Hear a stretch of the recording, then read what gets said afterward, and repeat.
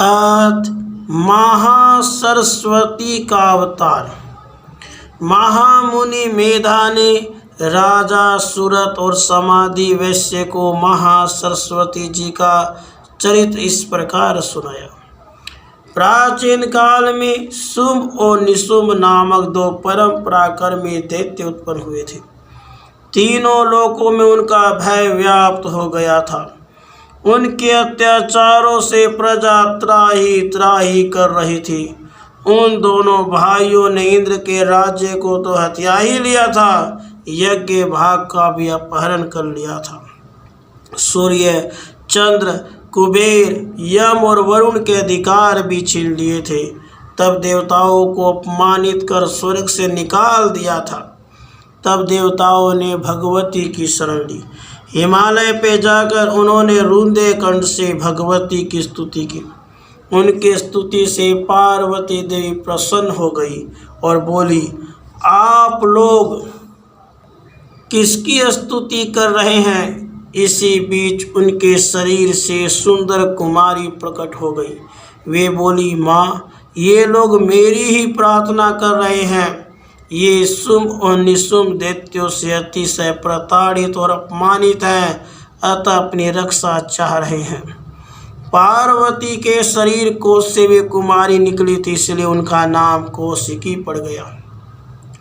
ये ही शुंभ और निशुंभ का नाश करने वाली महासरस्वती हैं। इन्हीं के अन्य नाम उग्र तारा और महेंद्र तारा भी है। माता पार्वती के शरीर से उत्पन्न होने का उनका नाम मतंगी भी है। उन्होंने समग्र देवताओं से प्यार भरे शब्दों में कहा, तुम लोग निर्भय हो जाओ, मैं स्वतंत्र हूँ, अतः किसी का सहारा लिए बिना ही तुम लोगों का कार्य कर दूंगी। तुम लोग अब निश्चिंत हो जाओ। इतना कहकर देवी अंतर्धान हो गई। एक दिन शुंभ और निशुंभ के विश्वस्त सेवक चंड और मुंड ने कुमारी देवी को देखा। इतनी सुंदरता उन्होंने इसके पहले कभी नहीं देखी थी। वे मोहित और आनंद के कारण चेतनाहीन हो गए। चेतना आने पर उन्होंने शुंभ और निशुंभ से कहा, महाराज, हम दोनों ने एक कुमारी को देखा है। वह सिंह पर सवारी करती हैं और अकेले रहती हैं। उसमें इतना अधिक सौंदर्य है जो आज तक कहीं नहीं देखा गया। वह तो नारी रत्न ही है। यह सुनकर शुंभ ने सुग्रीव नामक असुर को दूत बनाकर देवी के पास भेजा। वह कुशल संदेश वाहक था। देवी के पास पहुंचकर उसने कहा, देवी, शुंभासुर का नाम विश्वविख्यात है। उन्हें कौन नहीं जानता। संपूर्ण विश्व आज उनके चरणों में है। उन्होंने जो संदेश भेजा है उसे आप सुनने का कष्ट करें। उन्होंने कहा है, मैं जानता हूँ कि तुम नारियों में रत्न हो और मैं रत्नों की खोज में रहता हूँ, इसलिए तुम मुझे या मेरे भाई को अपना पति बना लो। देवी बोली, दूत, तुम्हारा कथन सत्य है, किंतु विवाह के संबंध में मेरी एक प्रतिज्ञा है। पहले उसे तुम सुन लो। युद्ध में जो मुझे जीत ले, जो मेरे ईमान को दूर कर दे, उसे को मैं पति बनाऊंगी। तुम मेरी इस प्रतिज्ञा को उन्हें सुना दो, फिर इस विषय में वे जैसा उचित समझे करें। अच्छा तो यह होगा, वे स्वयं यहाँ पधारे और मुझे जीत कर मेरा पानी ग्रहण करें। सुग्रीव ने कहा, देवी, मालूम पड़ता है तुम्हारा गर्व तुम्हारी बुद्धि पर आरूढ़ हो गया है। भला जिसने इंद्र आदि संपूर्ण देवता हार गए, दानव मानव नाग हार गए, उससे तुम सुकुमारी अकेले कैसे लड़ सकोगी? जरा बुद्धि पर बल देकर सोचो। मैं तुम्हारे हित की बात कह रहा हूँ, तो मेरे साथ चली चलो। अपना अपमान मत करो। देवी ने कहा, दूत, तुमने अपनी समझ से मेरे हित की बात कही है, परंतु इस बात पर भी तो विचार करो, प्रतिज्ञा कैसे तोड़ी जाए। यद्यपि यह प्रतिज्ञा मैंने बिना सोचे समझे की है, फिर भी दूत, प्रतिज्ञा होती है। अतः तुम लौट जाओ और आदर पूर्वक मेरा संदेश उन्हें सुना दो। असुर सुग्रीव देवी की वक्तृत्व शक्ति से अत्यंत विस्मय में पड़ गया। फिर भी उसे छोटी मुंह बड़ी बात समझकर अमरस हो आया और लौटकर उसने दैत्यराज से सब बातें कह सुनाई।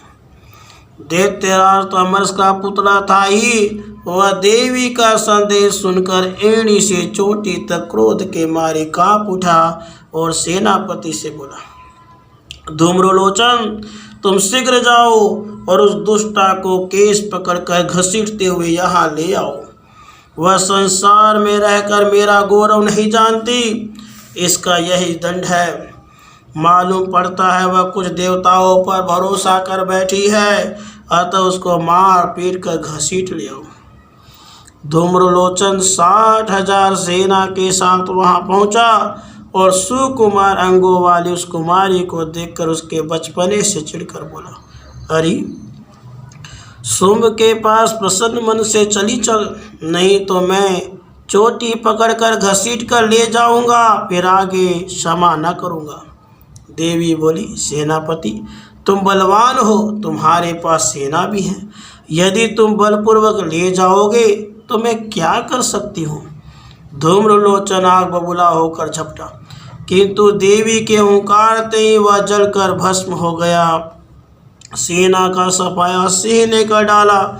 यह समाचार पाकर दैत्यराज की क्रोध अग्नि भभक उठी। उसने चंड और मुंड को देवी को लाने के लिए भेजा।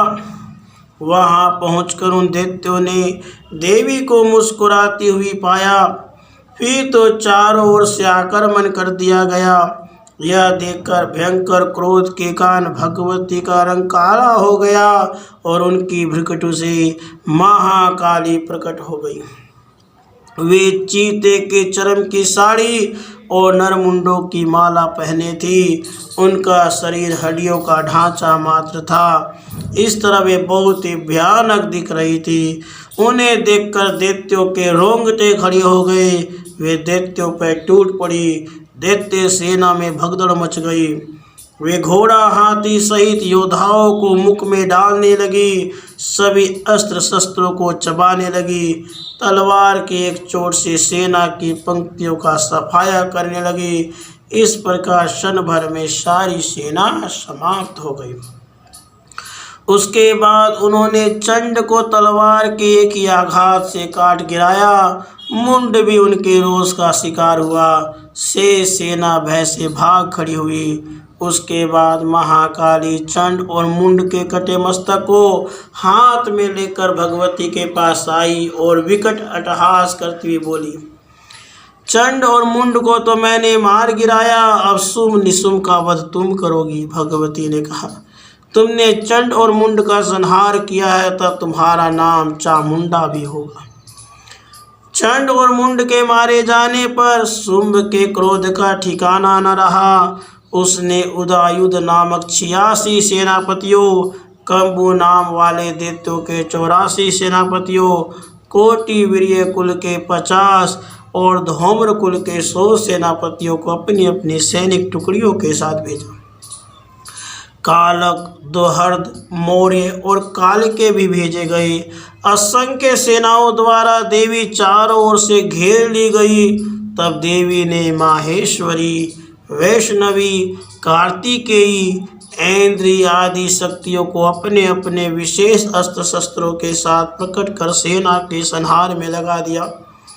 थोड़ी ही देर में सेना का सफाया हो गया। शेष दैत्य प्राण लेकर भाग खड़े हुए। तब अद्भुत पराक्रमी रक्त बीज युद्ध के लिए आया। उसमें यह विशेषता थी, उसके शरीर से रक्त की जितनी बूंदें गिरती उतने नए रक्त बीज उत्पन्न हो जाते थे। वह अपने को अजय समझता था, अतः बड़े गर्व के साथ आकर युद्ध करने लगा। ऐन्द्री के वज्र प्रहार और वैष्णवी के चक्र प्रहार से उसके शरीर से बहुत अधिक मात्रा में रक्त पृथ्वी पर गिरा, जिससे सारा जगत रक्त बीजों से भर गया। वे सब के सब मातृगणों से जूझ रहे थे। जितने मारे जाते थे उससे कई गुना बढ़ रहे थे। यह दृश्य देखकर देवता लोग घबरा गए। देवताओं को घबराया देखकर देवी ने काली से कहा, चामुंडे, तुम गिरते हुए इनके रक्त कणों को चाटते जाओ और रक्त बीजों को ध्वस्त करते जाओ। चामुंडा ने थोड़े ही देर में रक्त बीजों को समाप्त कर दिया। अंत में देवी ने रक्त बीज को मारा और चामुंडा ने उसके सारे रक्त को पृथ्वी पर गिरने से पहले ही मुख में डाल दिया। काली के मुंह में भी बहुत से रक्त बीज उत्पन्न हुए, परंतु माँ सबको चबा गई। इस तरह उस दुष्ट की सारी क्रियाएं व्यर्थ सिद्ध हुई और वह मारा गया। इधर मातृगणों का उद्धत नृत्य होने लगा। निशुंभ यह दृश्य देखकर क्रोध से तिलमिला उठा। मातृगणों से युद्ध करते हुए उसने देवी को अपना लक्ष्य बनाया। शुंभ ने भी निशुंभ का साथ दिया। दोनों मिलकर देवी पर चढ़ाए। निशुंभ ने तीक्ष्ण तलवार से देवी के वाहन सिंह के मस्तक पर प्रहार किया। देवी ने सुरप्रसे से उसकी तलवार और ढाल को काट दिया। इसके बाद निशुंभ ने शूल, गदा और शक्ति नामक हथियार चलाए, किंतु देवी ने सबको काट गिराया। अंत में निशुंभ फरसा लेकर दौड़ा। देवी ने बाणों से मारकर उसे धराशायी कर दिया। भाई को गिरते देख शुंभ क्रोध से विह्वल हो गया। उसने अपने 8 हाथों में 8 दिव्यास्त्र लेकर देवी पर आक्रमण किया। देवी ने शंख और घंटा बजाई। इनके शब्द ने दैत्यों के तेज को हर लिया। सिंह की दहाड़ भी दैत्यों को दहला रही थी। उधर महाकाली ने आकाश में उछलकर पृथ्वी पर दोनों हाथों से चोट की। इससे इतना भयानक शब्द हुआ कि दैत्य थर्रा उठे।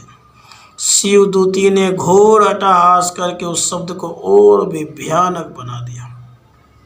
शुंभ इन कार्यकलापों से और शुद्ध उठा। उसने पूरी शक्ति लगाकर देवी पर शक्ति से प्रहार किया। देवी ने उसे उल्का से शांत कर दिया। पुनः देवी के चलाए बाणों को शुंभ ने और शुंभ के चलाए बाणों को देवी ने टुकड़े टुकड़े कर दिए। उसके बाद देवी ने एक प्रचंड शूल से शुंभ पर आघात किया, जिससे वह मूर्छित होकर गिर पड़ा।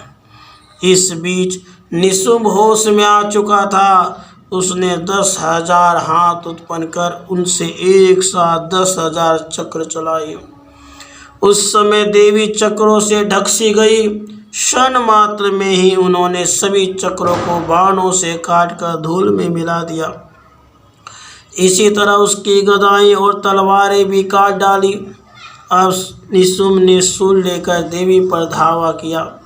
देवी ने झट अपने शूल से उसे बींध दिया और वह पछाड़ खाकर पृथ्वी पर गिर पड़ा। शीघ्र ही उसकी छाती से दूसरा महाकाय दैत्य खड़ी रह कहते हुए निकला। देवी ठहाका मारकर हंस पड़ी और तलवार के एक ही वार से उसके 2 टुकड़े कर दिए। निशुंभ के मरने से शुंभ को महान दुख हुआ, क्योंकि वह उसका प्राण से बढ़कर प्यारा भाई था। उसके बाद अत्यंत कुपित होकर वह बोला, तू घमंड मत कर, तेरा अपना कोई बल नहीं है, तूने तो दूसरों का सहारा ले रखा है। जगदम्बा ने कहा, मैं तो एक ही हूँ, मुझसे बिन दूसरी कौन है। ये जोड़ दिखाई दे रहा वह मेरी ही भिन्न भिन्न शक्तियाँ हैं। देखो मैं अपनी शक्तियों को समेट रही हूँ। इसके बाद सब शक्तियाँ भगवती में लीन हो गई। उस समय केवल देवी ही रह गई। उसके बाद पुनः दोनों में युद्ध प्रारंभ हो गया। शुंभ ने बहुत से अस्त्र शस्त्र चलाए, किंतु उन्हें खेल ही खेल में देवी ने नष्ट कर डाला। देवी के द्वारा छोड़े गए अस्त्रों को शुंभ ने भी काट डाला। फिर शुंभ ने बाणों की झड़ी लगा दी। देवी ने उन्हें काटकर उसके धनुष को भी काट दिया। तब वह शक्ति लेकर दौड़ा। भगवती ने उसकी शक्ति को भी नष्ट कर दिया। पुनः वह ढाल और तलवार लेकर दौड़ा। देवी ने बाणों से उन दोनों के टुकड़े टुकड़े कर दिए और उसके घोड़े और रथ को भी ध्वस्त कर दिया। अब उसने मुदगर लेकर धावा किया। देवी ने झट मुदगर को काटकर चूर चूर कर दिया। तब शुंभ ने झपटकर देवी की छाती में मुक्का मारा। बदले में देवी ने उसे ऐसा थपेड़ा जमाया कि वह भूतल पर जा गिरा। थोड़ी देर बाद वह फिर झपट्टा मारकर देवी को आकाश में उठा ले गया। फिर तो दोनों निराधार आकाश में ही लड़ने लगे। अंत में देवी ने शुंभ को पकड़कर चारों ओर घुमाकर बड़े वेग से पृथ्वी पर पटक दिया। वह पुनः उठकर देवी को मारने दौड़ा। तब तक देवी ने शूल से ऐसा वार किया कि उसके आघात से उसके प्राण पखेरु उड़ गए। उसके मरते ही चारों ओर प्रसन्नता छा गई। पहले जो उत्पात सूचक उल्कापात आदि हो रहे थे वे सब शांत हो गए। देवगण हर्षित होकर पुष्पवृष्टि करने लगे, गंधर्व बाजी बजाने लगे और अप्सराएं नाचने लगी। मेधा मुनि ने राजा सूरत और समाधि वैश्य को शक्ति के अवतार के ये 3 चरित्र सुनाए और अंत में बतलाया कि वे देवी नित्य, अज, अमर और व्यापक हैं। फिर भी अवतार लेकर विश्व का त्राण करती रहती हैं। वे ही सृष्टि की उत्पत्ति, स्थिति और संहार करती हैं तथा विश्व को मोहित भी करती हैं, किंतु पूजा करने पर धन, पुत्र, बुद्धि देती हैं और मोह को दूर करती हैं। तुम दोनों उन्हीं की शरण में जाओ। तब दोनों ने मुनि को प्रणाम किया और वे तपस्या के लिए तत्पर हो गए। एक नदी के तट पर जाकर दोनों महानुभावों ने भगवती के दर्शन के लिए तपस्या आरंभ कर दी। साथ ही मिट्टी की मूर्ति बनाकर वे षोडश उपचार पूजा भी करने लगे। वे पहले भोजन की मात्रा कम करते गए, वे निराहार रहकर ही आराधना करने लगे। 3 वर्षों के बाद भगवती ने दर्शन दिया और उन्हें मुँह मांगा वरदान प्रदान किया। उसके प्रभाव से सूरत ने अपना राज्य प्राप्त किया और मरणोपरांत यही सावर्णी मनु हुए।